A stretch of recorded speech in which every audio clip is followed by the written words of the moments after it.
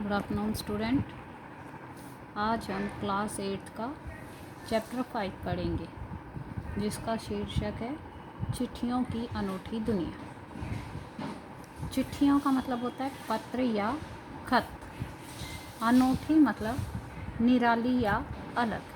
दुनिया मतलब संसार, यानी कि पत्रों का अनोखा संसार, जिसके लेखक हैं श्री अरविंद कुमार सिंह।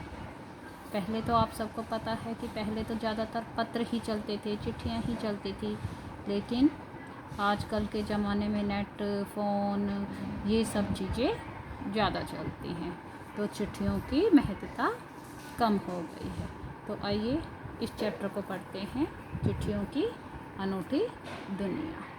पत्रों की दुनिया भी अजीबोगरीब है और उसकी उपयोगिता हमेशा से बनी रही है। पत्र जो काम कर सकते हैं वह संचार का आधुनिकतम साधन नहीं कर सकता। पत्र जैसा संतोष फोन या एसएमएस का संदेश कहाँ दे सकता है। पत्र एक नया सिलसिला शुरू करते हैं और राजनीति, साहित्य तथा कला के क्षेत्र में तमाम विवाद और नई घटनाओं की जड़ भी पत्र ही होते हैं। तो लेखक यहाँ पर क्या कहते हैं कि पत्रों की दुनिया बहुत अलग है, बहुत अजीब है। अजीब मतलब जो सामान्य दुनिया से थोड़ा हटके है। अजीबोगरीब बोलचाल की भाषा का एक शब्द है जिसका प्रयोग किया जाता है जो सामान्य से हटके होता है। उस घटना के लिए या उस व्यक्ति वस्तु के लिए हम अजीबोगरीब शब्द प्रयोग करते हैं। तो लेखक क्या कहते हैं कि पत्रों की दुनिया अजीब भले ही है लेकिन उपयोगी है। उनकी उपयोगिता हमेशा से बनी रही है, यानी पहले भी उपयोगी था और आज भी उपयोगी है। क्या? पत्र यानी चिट्ठी। क्योंकि चिट्ठी जो काम कर सकती है वो संचार का आधुनिकतम साधन नहीं कर सकता। कैसे नहीं कर सकता? क्योंकि पत्र जैसा संतोष फोन या एसएमएस का संदेश नहीं दे सकता। मतलब जैसे आपको किसी से फोन पे बात करनी है तो क्या होता है, कई बार बात करते करते आप कई बातें बोलना भूल जाते हैं और फिर आपको याद आता है कि अरे मैं तो ये बात पूछना चाहता था पर भूल गया। और बात करते समय ऐसा भी होता है कि कई बार कई बातें हमें याद ही नहीं आती कि हमें क्या पूछना है और हम कुछ और ही पूछने लगते हैं। उसी तरह एसएमएस यानी शॉर्ट मैसेज सर्विस, इसको एसएमएस कहते हैं।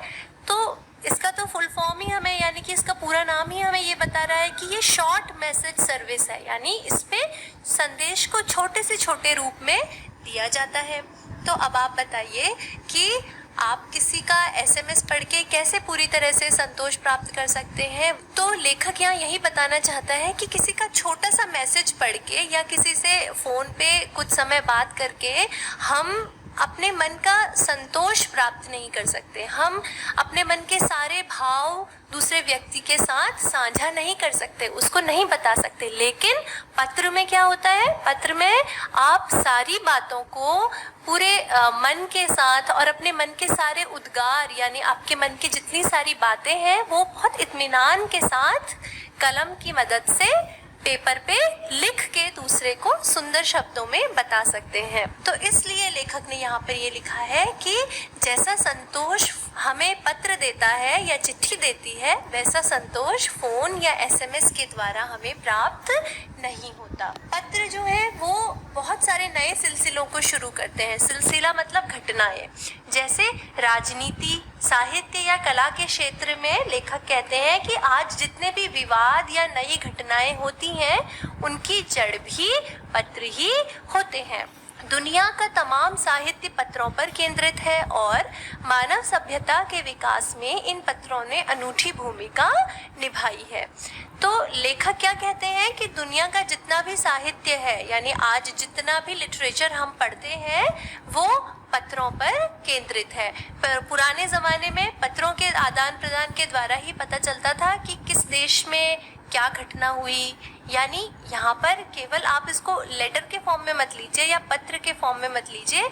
इसके अलावा भी पुराने ज़माने में जब किसी की नई किसी रचना के बारे में पता करना हो या जितना भी साहित्य लिखा गया, कहाँ क्या नया साहित्य लिखा गया है, क्या नई खोज हुई है, इसके बारे में जितना भी ज्ञान हमें मिलता था वो लिखित माध्यमों के द्वारा ही मिलता था। जैसे पुराने ज़माने में ये सारी चीज़ें पत्रिकाओं के द्वारा पता चलती थी, जो भी मैगज़ीन्स निकलती थी, या फिर और ये सारी मैगज़ीन्स वगैरह भी हमारे घर में कैसे पहुंचती थी, पत्रों के द्वारा ही, यानी डाक सेवा के द्वारा ही पहुंचा करती थी, या फिर बाज़ार से भी हम कई बार इसे खरीद लेते थे, पर प्रायः ये सब पत्रों के द्वारा ही पता चलता था। और इसके अलावा जितनी भी राजनीतिक घटनाएं होती थी उनको भी, उनका लेखा जोखा भी पत्रों के आधार पर ही रखा जाता था। जैसे मान लीजिए कि अगर दो देशों के बीच में कोई भी किसी भी छोटी सी चीज़ पर विवाद है तो दो देश आपस में बात करते थे, किसके द्वारा? पत्रों के द्वारा। यानी एक देश के द्वारा दूसरे देश को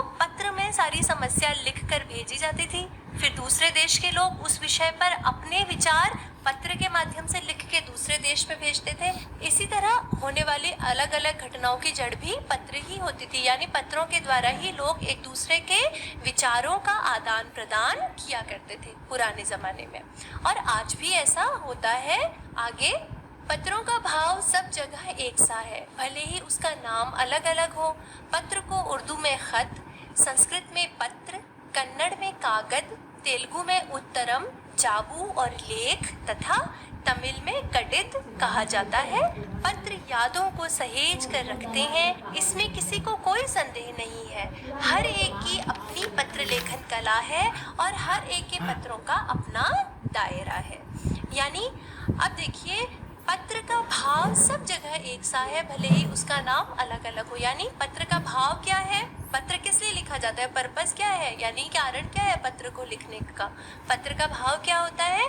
मन के विचारों का आदान प्रदान या समाचारों का आदान प्रदान करना, एक जगह के समाचार भेजना और दूसरी जगह के समाचार प्राप्त करना। इसीलिए लेखक ने लिखा है कि भाव सब जगह एक है, भले ही नाम अलग अलग हो। यानी उर्दू में चाहे उसे हम खत कह दें, संस्कृत में चाहे उसे पत्र कह दें, कन्नड़ में कागद कह दें, तेलुगु में चाहे उत्तरम, जाबू और लेख कह दें, और तमिल में चाहे उसे कडित कह दें, पर उसका भाव क्या है? विचारों का या समाचारों का आदान प्रदान करना। पत्र यादों को सहेज कर रखते हैं। देखिए, ये बहुत सुंदर पंक्ति है। पत्र यादों को सहेज कर रखते हैं, यानी पुराने लिखे गए पत्रों को लोग संभाल कर रखते थे, और क्या करते थे, जब भी मतलब अपने किसी प्रियजन की याद आए तो उनके लिखे हुए पत्रों को पढ़कर उनकी यादों को तरोताज़ा कर लेते थे।